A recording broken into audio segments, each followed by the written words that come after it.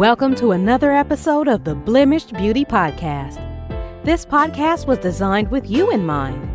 If you're ready to erase the norm and embrace the truth, come pull up a chair, grab a journal, and tell a friend that your favorite Jersey girl is back with another episode.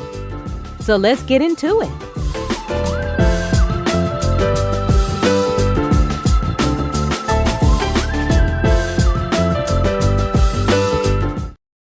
Hey y'all, and welcome to another episode of the Blemished Beauty Podcast with your favorite Jersey girl, Shira Renee. And today we are still in season 5, you guys. We are still talking about transformation and all the things, but this is February, and February is known not just for Black history, but it's also known for Valentine's Day and love and relationships. And if you've been listening to the podcast, you know relationships is one of the things that I do love to talk about. So in today's episode, I have the pleasure of sitting down with Miss Erin Darden, and she wears many hats. She's an entrepreneur, she is a coach, and she's a whole attorney. So after the interlude, I'm going to bring her to the stage so she can tell you about herself, and we're going to dive into conversation about emotional intelligence.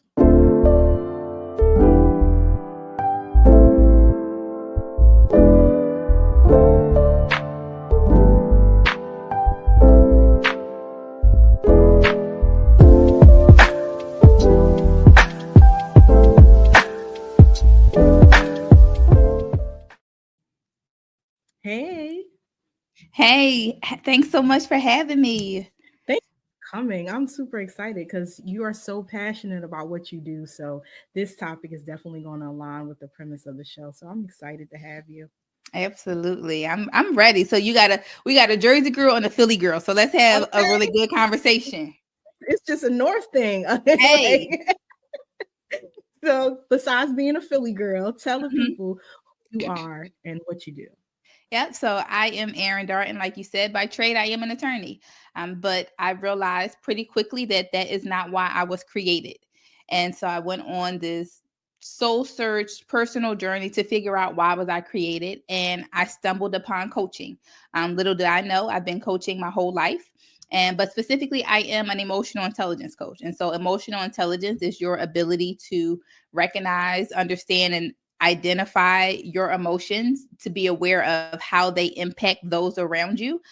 Also being mindful of people's emotions and using all of this for a healthy relationship.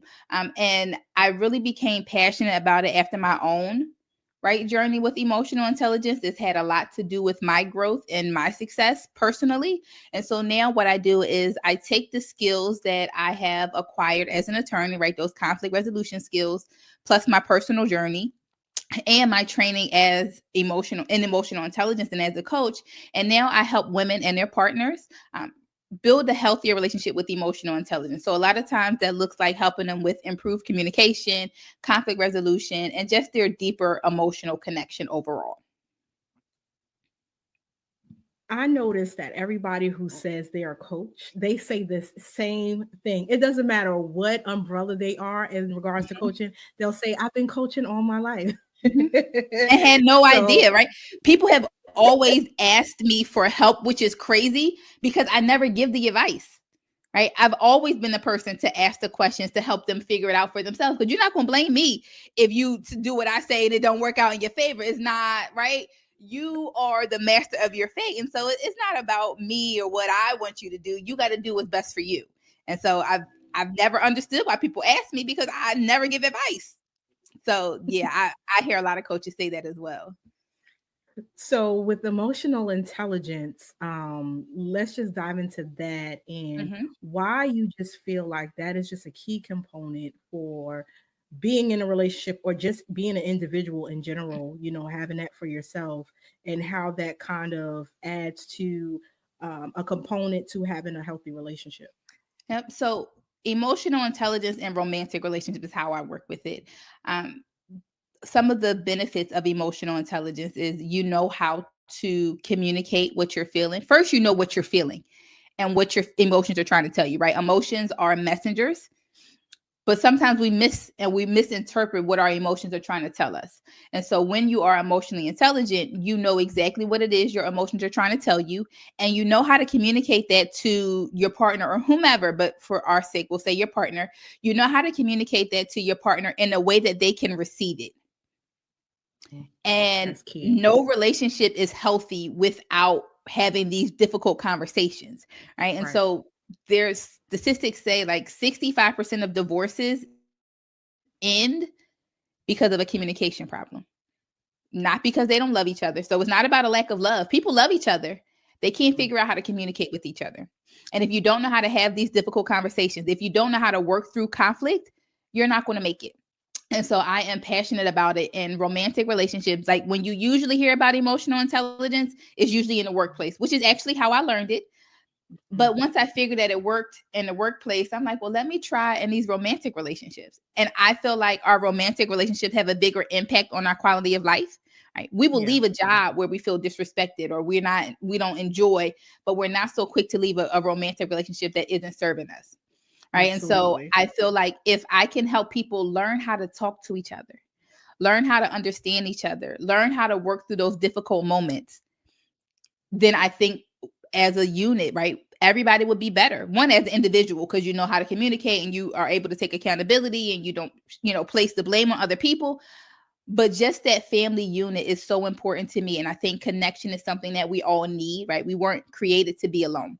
And so, but I think it's also something that people get wrong so many times. Right. And so I am very passionate about helping people have that love that they deserve and make it healthy. Yeah, I agree that communication is key because once the tangible things fade, the reason why you initially went to the person, oh, they look good or they have this money or they're Mhm. a certain way. Once gravity hits and the children come and all the things, what Yes. left, you have that communication. This is Mhm. your spouse, your safe space, your best friend. And if you Mhm. can't best friend, then what are we doing? When nothing else works in our 60s, on our 60s, maybe let's just say 80s, and Yeah. Let's go there. nothing else works. All we Mhm. have is communication. Mhm. We can only sit on the porch and watch our great grandchildren or grandchildren and talk. That's all we can really do. So if Mhm. you do not develop the skills in the beginning, then you are absolutely right. It's bound to fail. But having these keys is definitely vital. Um, I've never been to marital counseling, and that was something that I think if I would have did that, if I would have gained those tips and those tools, one, I probably wouldn't have married who I married, Mhm. and two, I wouldn't be divorced because I wouldn't have married who I married. So, Yeah. gaining these tips is definitely key. How do you navigate like a session with a person or a couple, especially if does it matter if it's like infidelity involved or is it all the same kind of framework depending on the couple? So everything is going to depend on who is sitting in front of me, right? So my framework is the same regardless of what's going on, right? So I have my own framework that I use: reflect, resolve, reconnect. Right. So the first thing that I'm always going to do is we're going to reflect and figure out what is not working and what is working. Right. Where are your areas of growth? Where are the things that really need to be addressed for this to be healthier? A lot of times I've realized that people, they address the surface level, but they don't really dig deep enough to get to the root of the problems, which is why they continue to have the same arguments over and over again. Right. Right. So we're always going to reflect first. And this is where I make people be honest. I make people, you have to take accountability for the part that you play. Right. Sometimes I get, unfortunately, a lot of women that come in and say, my husband this and he that. It doesn't matter what question I ask. It's going to start with he did, he Mhm. is, he. And I'm like, and that's not to say that he is not doing something. But 9 times out of 10, of all the people that I talk to, there is usually something that she is also doing that Right. sometimes she may not even be aware Right. is contributing to the way that things are in the relationship. So we're always going to start with the reflection. When I am working with people one-on-one or them and their partner, I make everybody start with an emotional intelligence assessment. Right. And so we take the assessment. Once I have them identify what they feel like their areas of growth are, right? Because most people come with we keep having this same argument over and over again, or I don't feel safe, I don't feel heard, right? People, for the most part, come with some type of idea of things they need to work on. We take an emotional intelligence assessment and we figure out how your level of emotional intelligence is contributing to the state of your relationship.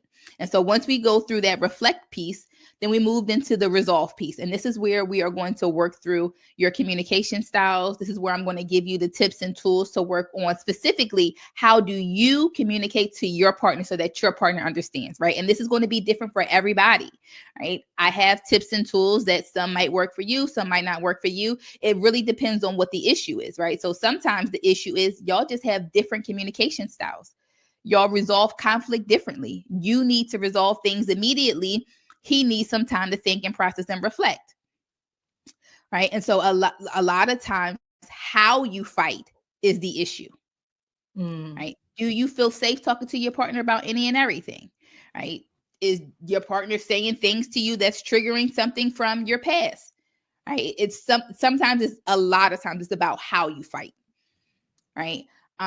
Or sometimes if it's not about how you fight and people have a healthy way of communicating already, then sometimes it means that they're not really getting to the root of the actual issue. So it's usually one of those two things that we're working through in the resolve. And so a lot of times in the resolve part of the framework, right, like I said, this is when we are getting more familiar with your communication style, your conflict resolution style, your partners, where the differences, where you guys are going to compromise, right? And then also the actual issues, right? Do you feel, why do you feel unheard? Why do you feel overwhelmed? Is it about how things are allocated in the relationship, right? This is also the part where I usually have to remind people to take the gloves off. It's not you against your partner. Y'all have to be together against the problem. Even if it's only one person bringing this issue up, right? I feel overwhelmed. It still has to be both of you against the problem of one of you feeling overwhelmed, because together, right, how are we going to solve this, right? And so once we go through those skills and we have identified things and tips that will help you with those areas of growth that we've identified, right? Then we back to the reconnect. How do you reconnect? Sometimes it has to be with yourself first, right? Sometimes it has to be a shift in mindset and shift in expectations. And then sometimes it is about reconnecting with your partner. Okay, we've been working on communication. We've been working on why you feel unheard and things your partner says or does that make you feel dismissed or like you can't talk to them. Right now we're in the reconnect. And so where do we go from here? Like, what's the plan moving forward? I have a couple that they decided that every Thursday after dinner, they're going to sit down and check in with each other. That doesn't mean they always have something to talk about, right, but they know that maybe on Tuesday or Wednesday, they're going to wait till Thursday to bring up everything and we can talk about it all at once, right? So that we're not having these arguments throughout the week or, just throwing the energy off in the house. Right. So again, it is very much going to depend on who's in front of me about what we discuss and the things that we work through. But the framework is going to be the same. We're always going to reflect, resolve, and then reconnect. I like that because you said, communication styles vary. And, I just realized, or I just learned of attachment styles and how they coincide to, stem from childhood, obviously. And then it comes into your adulthood. And that just blew my mind because when you were saying about the person needs to resolve right now, and then there's a person that just needs time to just reflect. And if you don't know that, you'll feel away like, oh, or he won't just leave me alone. I just need a minute or whatever the case may be. And the other person will feel like, well, they don't love me in this moment, or they're this or they're that. So it's really imperative that people understand those things. Is communication style and attachment styles kind of the same thing, or do they differ? I think that they're different things. Right. So your attachment style is how you form relationships as an adult. Right. And like you said, that is based on how your caregiver gave, provided for you in your first few years. I think that is different than your communication style. Now, at the same time, we do also learn communication styles from our caregivers. Right. How do we see our parent or whomever raised us? How do we see them communicate?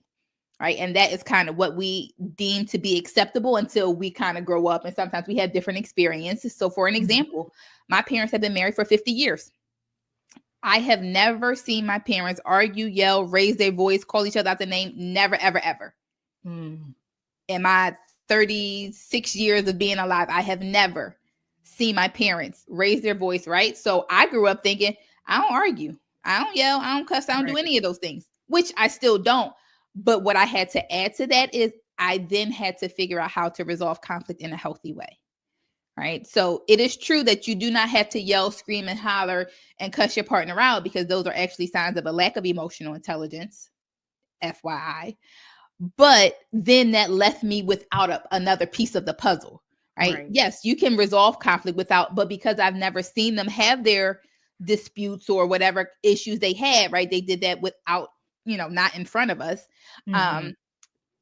That also meant that I didn't necessarily learn how to resolve conflict. So, right, I've been very conflict adverse. I probably still am a little bit, a lot of it. But growing up, I was extremely, right?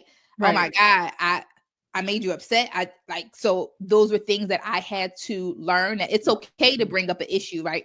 That doesn't make me a problem, right? My needs deserve to be addressed too. But again, that's something that I had to learn, right? And so communication styles, conflict resolution styles, those are things that, in part we learn from, whoever provided for us. And I think some of it is also by nature, right? I was extremely shy growing up.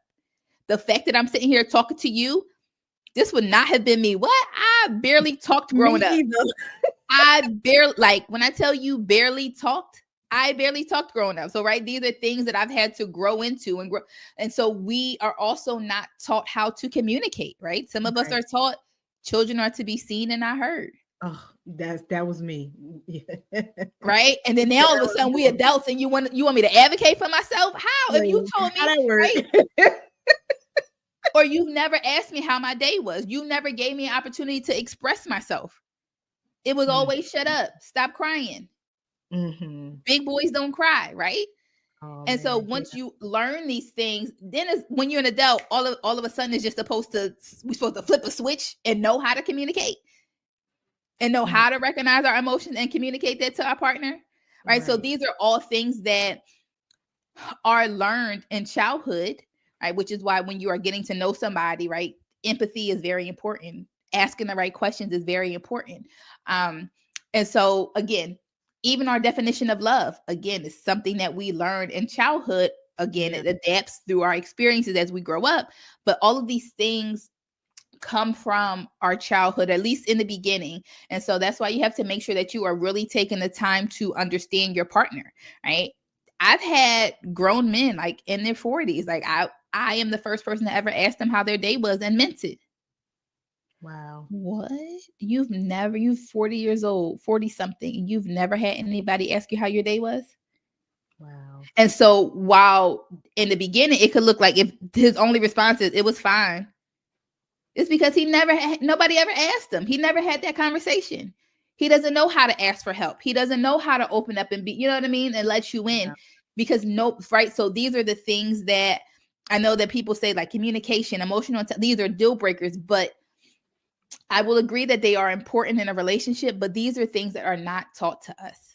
And so I think you have to have grace for people, and you really have to understand their background. How were they raised, and how does their upbringing show up in their childhood, right? And this is not just about men. Right, as an attorney, I've had other clients that are attorneys, and the same thing. I was told never to show emotion.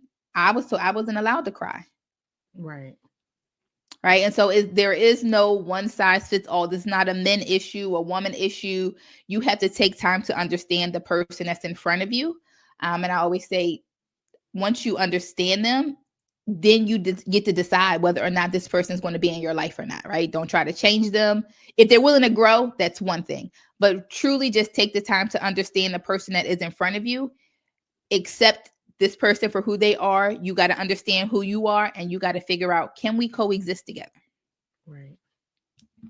So I love that you said that, giving people grace, because that is definitely necessary. And it's sad to know that people are walking around just living a life on autopilot, just supposed to do, and that's working. Some people say all I got to do is stay black and die. A lot of people say that. And nobody really asks, and that just shows where we are in humanity, that nobody cares or is concerned about the next person. How are you doing? Checking in.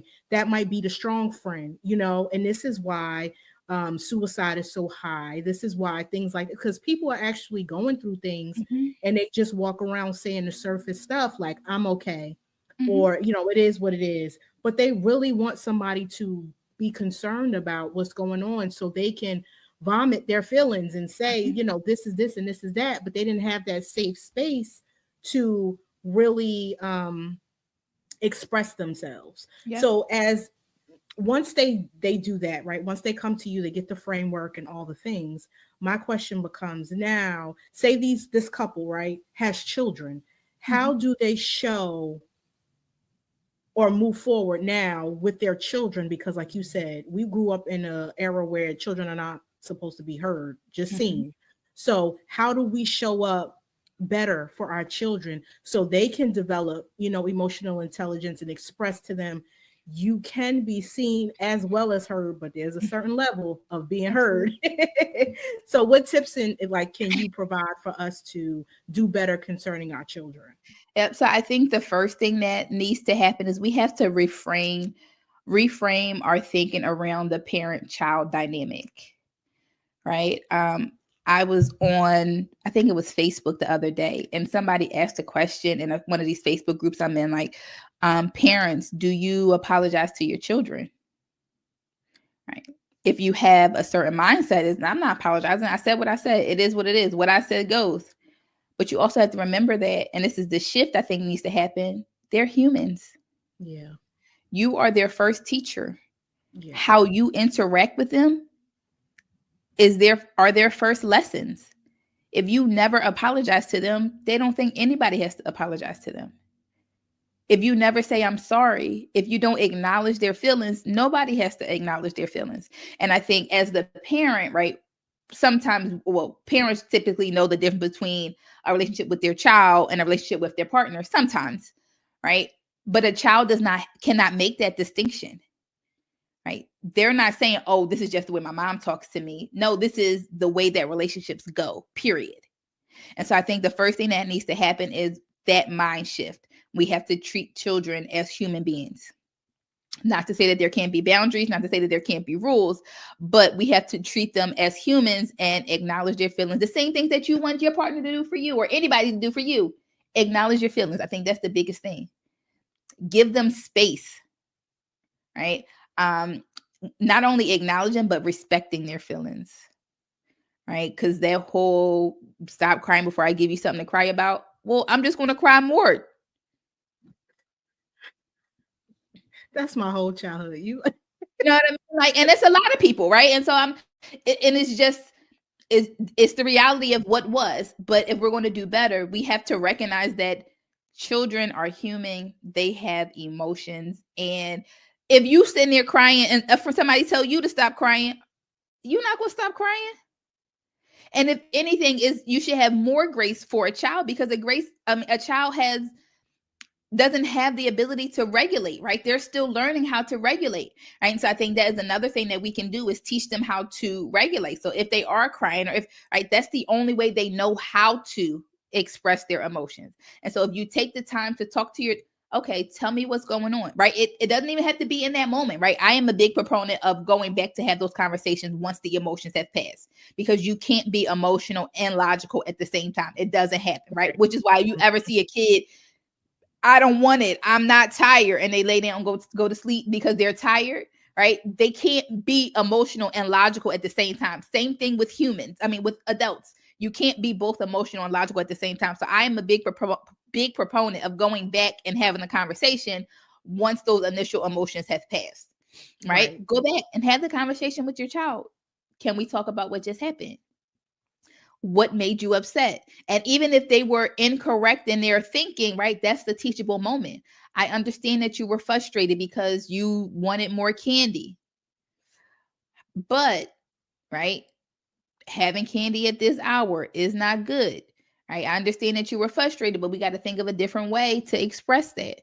You can be frustrated, but you need to go to your room and isolate, right? Somebody else should not have to deal with your attitude, right? So these are teachable moments. And I think the same way you would talk to an adult is the same way you got to talk to your kid. They understand. right? They know right from wrong. You could say, okay, that wasn't an acceptable way of expressing that. What's another way we could have done it? Or I understand you're frustrated. So if you need a moment, take a moment. I need moments all the time. And I'm grown and an emotional intelligence coach. Give me a second. I'm quick to turn my phone off for a weekend. I'm Okay. overwhelmed. I need a second. Right. But kids may not have that vocabulary. And I think the more you talk to them and introduce them to these things, they will learn to have this vocabulary. Right. We've been seeing more of this on social media. They've been calling it gentle parenting, which I think is also another term of raising an emotionally intelligent kid. And the one video I saw, the little boy was asking his mom, like, please don't talk over me. What you would do? You gotta respect it. You don't want nobody talking over you. He let her talk. He let her say what she had to say, and it sounded like she had like shut down his emotions or whatever. And he was saying, "Hold on, let me talk. Like, please don't talk over me." And he clearly articulated what he was feeling and why what she said or whatever she did, it hurt his feelings or it wasn't okay to him. He was very respectful. He said it and like as nice as he could, as intelligently as he could. He looked like he was maybe like 5 or 6. So I think we are definitely seeing more of it. I think this whole gentle parenting thing is going to help a lot if it's done the right way. So I love, how you were talking about in regards to the children, because it's very important to embrace their emotions, like you said, and just be aware that they are humans too, because you, as an adult, you grow up thinking like you can't voice your opinion, and then you end up in these relationships with like abusive people or narcissistic people because you just enable any type of behavior and you don't think that your voice or you yourself are even valid. So I love that you said that too. Yeah. So you are setting the standard for your child, right? Of how they should accept to be treated, all of that. You're the first example. And even now, like with my mom, I still in my whole 38 years of life, I still feel reluctant to say some things. And I'm a whole adult. Like my mom would tell me something to do concerning my child, and I'm like, no. 'Cause that's my mom, right? But Right. that's my child. But that's just how, we were brought up. And Mhm. even when we get older and our children get older, we have to, again, with the dynamic that you were saying, understand now my child is an adult. Don't have that, oh well, I'm your mother or Mhm. I'm your father, and you're still looking at your 40-year-old or your 50-year-old as that 5-year-old or that 6-year-old. This is now an adult that Yeah. has given you grandchildren. So Mhm. it's like, when do you turn that dynamic, as well? Mhm. Yeah, and it can be difficult, right? And it's all about boundaries.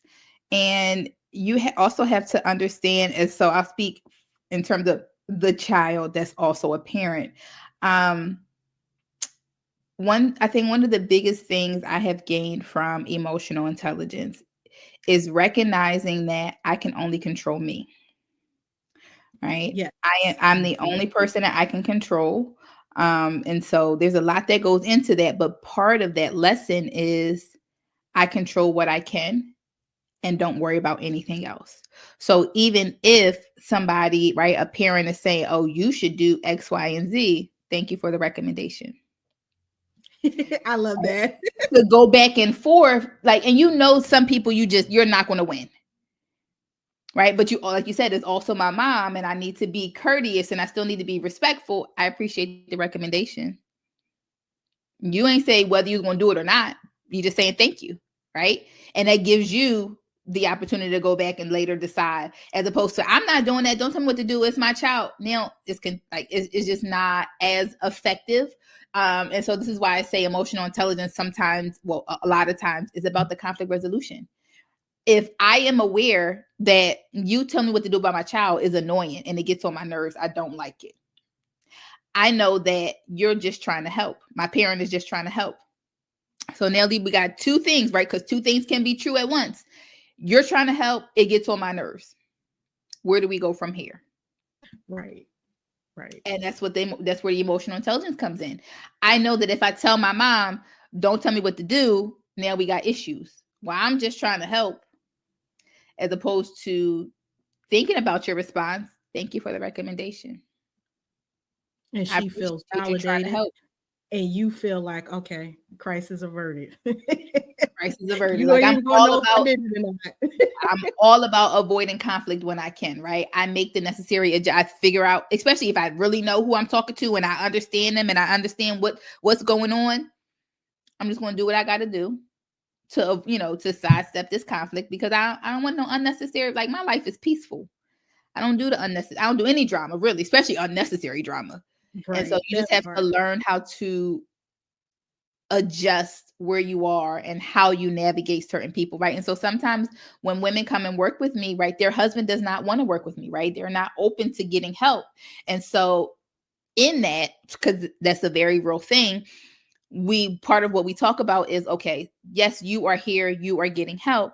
And so we also need to talk about, how do you navigate this? How do you navigate your partner, even if they are not quite willing to get the help yet? They're not quite willing to grow yet. I think it's still good for you to come and get the help, because as you grow, it's very hard for somebody to continue to stay the same, right? If y'all used to have screaming matches and you've learned how to manage your emotions and to say Right. things in a way that can de-escalate things, and you know how to communicate very effectively and take out the room for distraction or for your partner to get offended, right? Once you are learning these things on your own, at that point, if they still yelling, then they just yelling with themselves, right? And so you got to learn. That's part of another thing of what I teach is not only how to work with your partner, but if your partner is not ready, if your partner is not there yet, there are still things that you can learn and how to navigate. That's going to make your life easier.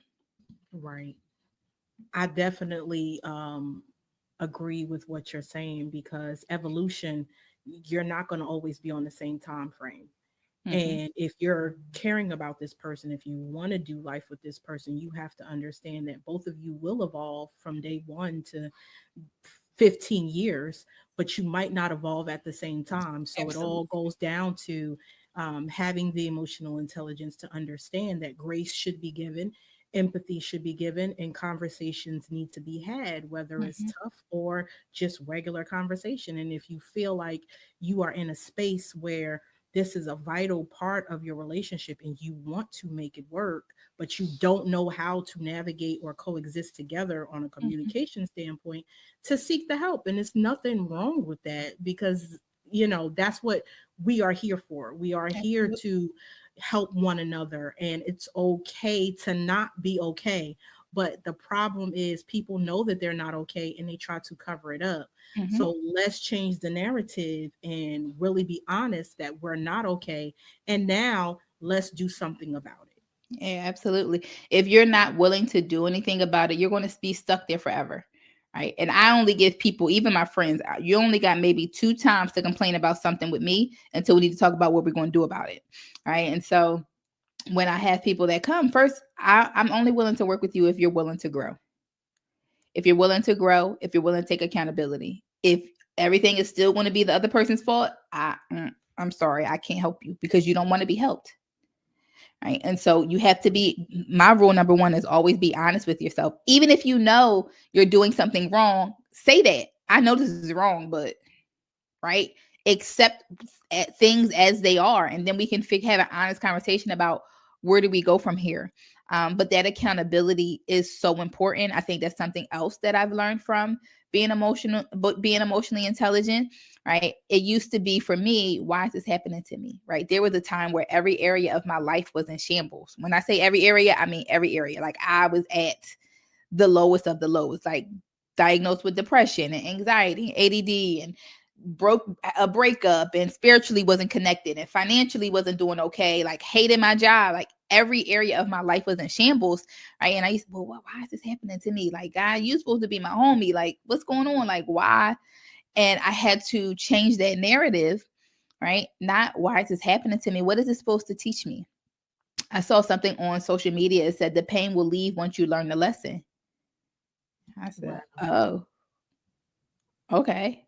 And so I became like hyper focused on, okay, I'm not going to ignore anything else, right? I'm not going to be naive. I'm not going to say, right? I got to be honest with myself, good, bad, indifferent, ugly, or whatever. Because, right, who wants their feelings to be hurt? Not me. I don't know. I got big feelings, so I don't like them to be hurt. And so I don't want to lie to myself about something, a situation. It is what it is. Even if I don't agree with what I did, I got to be honest with myself because there's something in it that I have to learn. And when you continue to point the fingers and place blame, and you miss your opportunity to grow. Not only do you miss your opportunity to grow, but there is a strong chance that you're going to make the same mistakes over and over again until you learn the lesson. And so that accountability, again, recognizing that I am the only person that I can change. And so I had to learn to start taking accountability for the part that I play in everything, right? And I'm not saying I take accountability for other people's part now. Now, don't go too far because I've seen that too. Like, well, oh, maybe I should have just, or maybe he did. No. Just the part that you play, even if the part you play is staying too long, because that's the thing too, right? Take accountability for the part that you play in this and figure out where you want to go from here, right? But that accountability, that is big. It's been a life changer for me. Yeah, that's definitely, that in itself was a mic drop, like the pain is going to keep continuing until you learn the lesson. And I think we definitely find ourselves going back and forth with the same situation, different face. That's just like how they say with relationships, you dating the same person just with a different face because you haven't learned the lesson. That's like if you're in school and you have to keep taking the test. You have to keep taking the test because you didn't pass the first time. So if you pass it the first time, you won't have to take it again. And I love that you said that. And people need to really sit and ponder on that, Jim, because it's true. Really take self accountability and a self assessment right now to your life and where you are. And are you repeating the same cycle or are you progressing forward? And if you find yourself repeating the cycle, then you have to sit and do the work to understand, okay, what is the lesson that I need to learn? Because obviously I'm just so busy caught up in the emotion of it. Like, oh, I'm going through this, I'm going through that. But what did you learn? Did you take, like you said, self accountability? Maybe it's something that you're doing that's causing you to, you know what I mean? Like with my ex, I knew that I was enabling a lot of behavior because I wasn't opening my mouth and speaking up for myself. So of course the stuff is going to continue because I'm not speaking up for myself. Now you're gonna have to tell me to shut up because I'm gonna tell you how I feel, whether you like it or not. Right. Now, Right. how I tell you might have to be a little tweaked because the north side of the USA, we could get real rowdy with our mouth. But yeah, it's all about just learning who you are.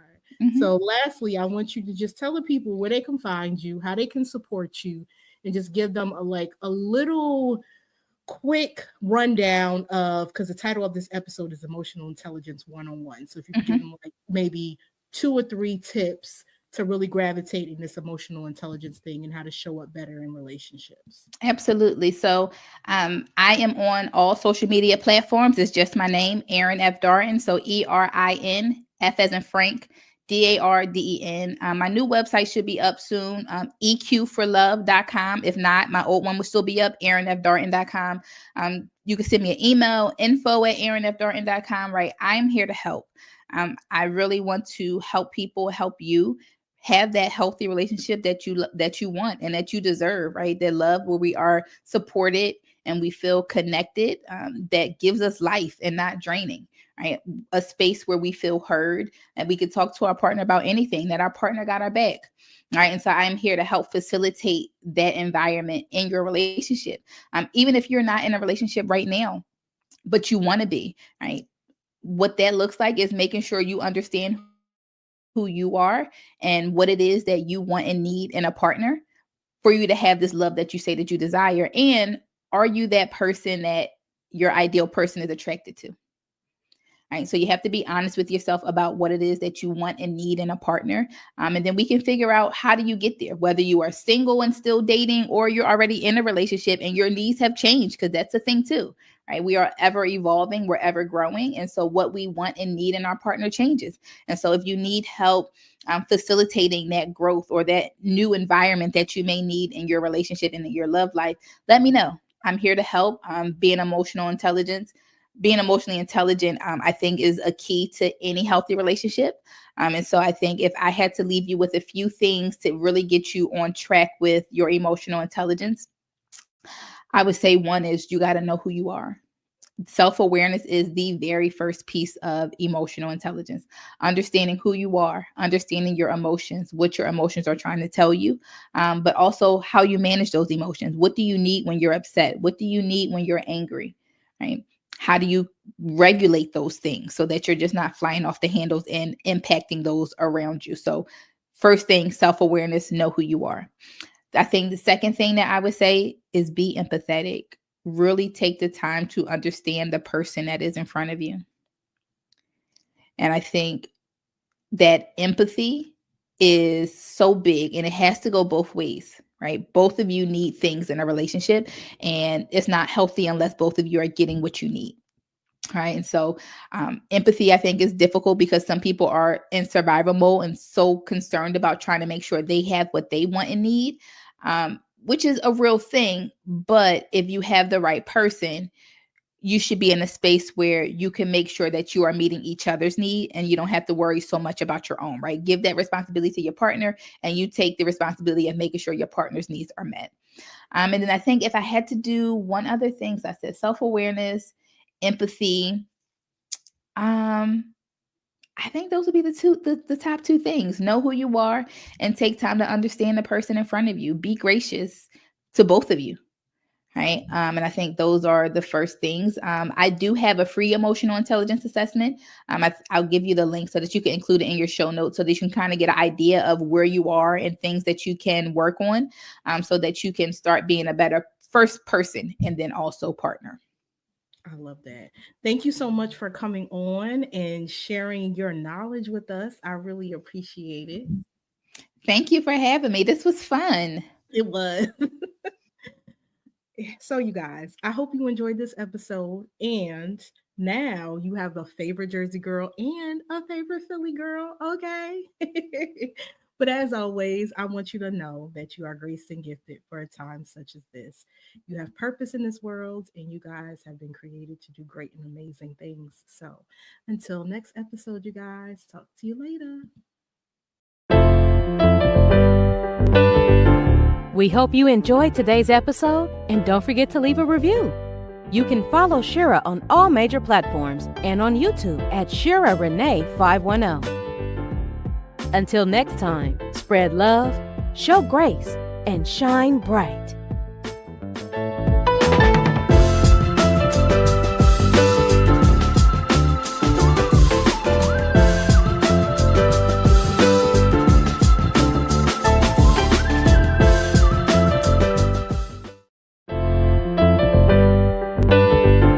We hope you enjoyed today's episode, and don't forget to leave a review. You can follow Shira on all major platforms and on YouTube at Shira Renee 510. Until next time, spread love, show grace, and shine bright.